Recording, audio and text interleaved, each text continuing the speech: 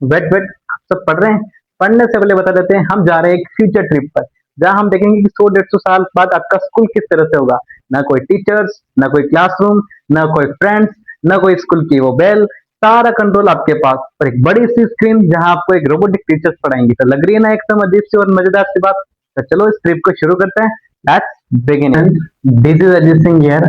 आज हम पढ़ने वाले हैं क्लास 9 का चैप्टर द फन डे है। इस चैप्टर में आपको दो स्टूडेंट के बारे में बताया गया है और उन स्टूडेंट को आपके फ्यूचर से कंपैरिजन किया गया है।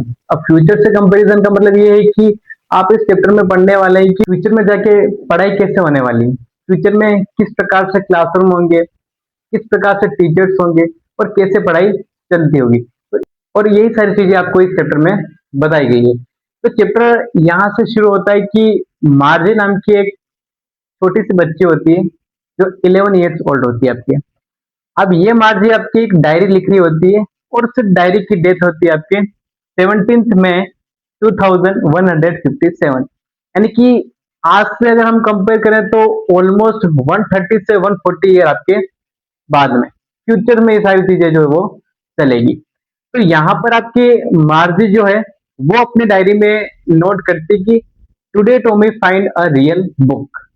अब पहले तो देख लेते हैं कि ये टॉमी कौन है। तो टॉमी एक 13 ईयर ओल्ड बॉय है जो आपकी मार्जी का फ्रेंड है। अब इस टॉमी को एक रियल बुक मिलती है, ऐसा आपके मार्जी लिखती है। अब ये रियल बुक क्या होती है? तो हम देखें कि हम आज जो पढ़ाई करते हैं वो सारे तो रियल बुक से करते हैं।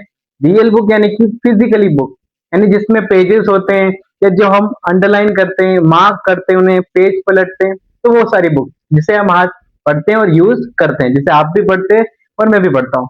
आज के टाइम पीरियड में हम देखें तो कितने सारे पीडीएफ से हम पढ़ने वाले स्टूडेंट बन गए हैं, कितने सारे ऑनलाइन स्टडी के मटेरियल हो गए।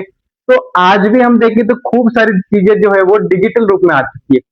तब क्या आप सोचते हैं कि आज से 140 या 150 ईयर्स बाद में कोई फिजिकल बुक रहेगी?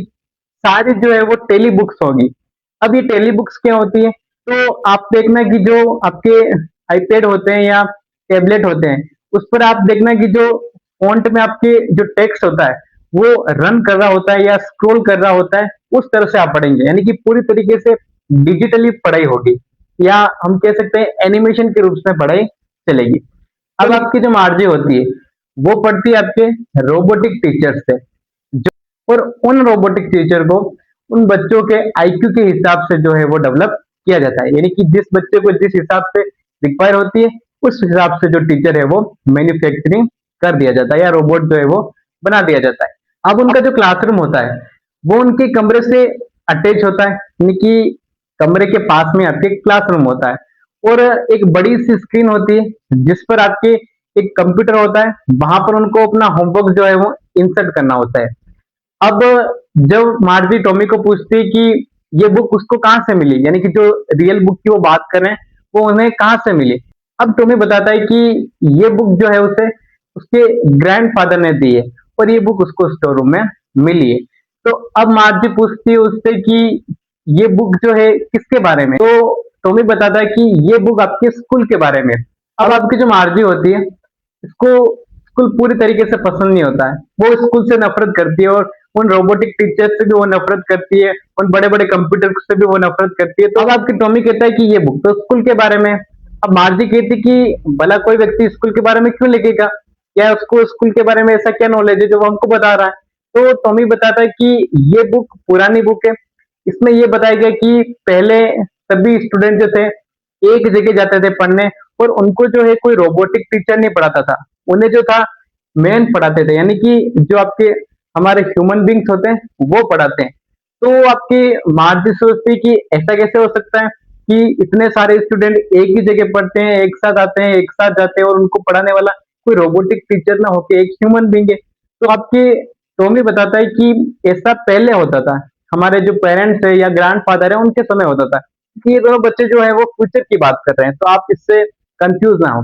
तो वहां पे माँ जी को अजीब सा लगता है कि ऐसा कैसे हो सकता है, वहां पर तो अलग अलग आईक्यू वाले स्टूडेंट होते हैं, कोई वीक हो सकता है, कोई इंटेलिजेंट हो सकता है, तो सभी को एक ही प्रकार का टीचर कैसे पढ़ा सकता है। तो टॉमी उनको बताता है कि पहले हमारे जो ग्रैंडफादर या मदर पेरेंट्स हैं वो सारे भी तो ऐसे टीचर से पढ़े और अब मार्जी सोचती कि भला कोई इंसान इतना इंटेलिजेंट कैसे हो सकता है कि वो रोबोट को भी हरा दे। तो टॉमी बताता है कि इन रोबोट को भी आपके इंसान ने ही बनाया है।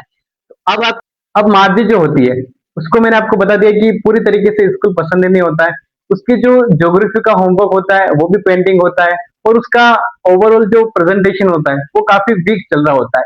इससे जो उसके ग्रेड पॉइंट्स होते हैं, अब ग्रेड पॉइंट्स क्या होते हैं, हम देखते हैं कि हमें स्कूल में आप देखना कि सिंसियरिटी के हो गए, डेली अटेंडेंस के हो गए, तो अलग अलग तरीके के जो ग्रेड पॉइंट मिलते हैं उसी तरह के ग्रेड पॉइंट आपके उन टीचर्स जो रोबोटिक पढ़ाते हैं उन्हें, वो रोबोटिक टीचर भी उनको देते हैं। तो अब मार्जी के जो ओवरऑल ग्रेड पॉइंट होते हैं वो ग्रेड पॉइंट आपके बेसिकली ज्यादा ही गिनने लग जाते हैं। इसी के चलते मिसेस जॉन जो मार्जी की मदर होती है वो बुलाती है आपके काउंटी इंस्पेक्टर को।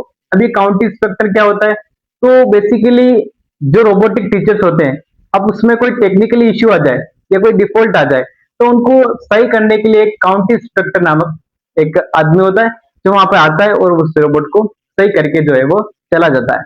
वो मिसेस जोन्स को बताता है कि आपको ज्यादा परेशान होने की जरूरत नहीं है, मार्जी का ओवरऑल स्कोर जो है वो बढ़िया है, इसमें कोई टेक्निकल इश्यू आ गया इसके कारण जो है ये इसके ग्रेड पॉइंट जो है सडनली आपके गिर गए। तो जो है मिस्टर जोन्स उस जो काउंटी इंस्पेक्टर आता है वो उस चीज को सही कर देता है, यानी कि उस रोबोटिक टीचर को सही कर देता है और वापस जो है वो चला जाता है। मार्जी इस चीज से काफी दुखी हो जाती है कि अब जो है उसे वापस पढ़ना पड़ेगा या उसको जो है वापस स्टडी करनी पड़ेगी, क्योंकि मार्जी को वो स्कूल जो है पसंद नहीं आता है। अब मार्जी उन चीज के बारे में सोच जाती है कि पहले किस प्रकार से पढ़ाई चलती थी या पहले कैसे लोग एक साथ पढ़ते थे, एक साथ जाते थे, तो कितना अच्छा होता था।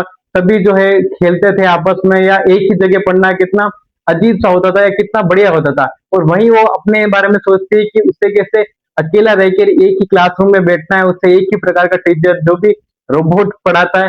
तो इस प्रकार से जो है वो काफी परेशान हो जाती है क्योंकि उससे अपने ज्योग्राफी का होमवर्क भी इंसर्ट करना था, इसको वो काफी परेशान हो जाती है। वो टॉमी को कहती है कि क्या टॉमी तुम मुझे इस बुक को वापस पढ़ने के लिए दे सकते हो या एक दिन के लिए मुझे और दे सकते हो। टॉमी कहता है कि तुम्हें तो ये बुक पसंद ही नहीं थी, क्योंकि वो जब बुक को खोलते हैं तो वो देखते हैं कि उस बुक के जो पेजेस होते हैं वो काफी येलोइश पेजेस होते हैं या काफी वो हम भी देखते हैं कि कोई पुरानी बुक होती है आपके, अगर वो बहुत दिन पड़ी रह जाए या स्टोर रूम में अगर हम रखते हैं तो देखना कि उसके जो पेज होते हैं वो पूरी तरीके से आपके येलो कलर के हो जाते हैं और वो उस बुक को देखते हैं तो उनको लगता है कि क्या इस बुक को एक बार पढ़ने से लोग इनको फेंक देते होंगे। तो मार्जी सोचती कि मे भी शायद ऐसा ही करते होंगे कि भाई उनको एक बार पढ़ लिया और इसको हम फेंक देते होंगे वो चीज। तो ये मार्जी सोचती कि ये तो बड़ा वेस्ट ऑफ टाइम है, यानी कि काफी इसमें समय अ, खराब होता है और इसे जो है वापस वेस्ट में चला जाता है। और हम तो ऐसा नहीं करते, हम पहले बुक से पढ़ाई कर लेते हैं और उसको जो है वापस सेव कर लेते हैं। तो यही चीज है जो आपके टेक्नोलॉजी में यहाँ पे डिफरेंस भी बताया गया है। तो मार्जी टॉमी से रिक्वेस्ट करती है कि इस बुक को तुम मुझे एक दिन और पढ़ने के लिए दो, और मार्जी पूरी तरीके से उन पुराने स्कूल के टाइम में खो जाती है। तो यहाँ पर हमारा ऑथर जो है वो फ्यूचर में जो स्कूल चलेंगे उस हिसाब से और आज जो स्कूल चल रहे हैं उस दोनों में यहाँ पे डिफरेंस करते हैं। और वो ये भी बताते हैं कि आज खूब से स्टूडेंट है वो ये सोचते हैं कि रोज रोज स्कूल जाना हो गया, होमवर्क करना हो गया, टीचर्स की डांट सुनना हो गया, पेयर असेंबली करना हो गया, तो ये सारी चीजें आज के स्टूडेंट को बहुत बोरिंग लगती है। लेकिन वो सोचते हैं कि सारी चीजें यदि ऑनलाइन हो जाए, हम घर से ही पढ़ लें, घर से क्लासरूम अटेंड कर लें, घर से होमवर्क कर लें, तो कितना अच्छा होगा।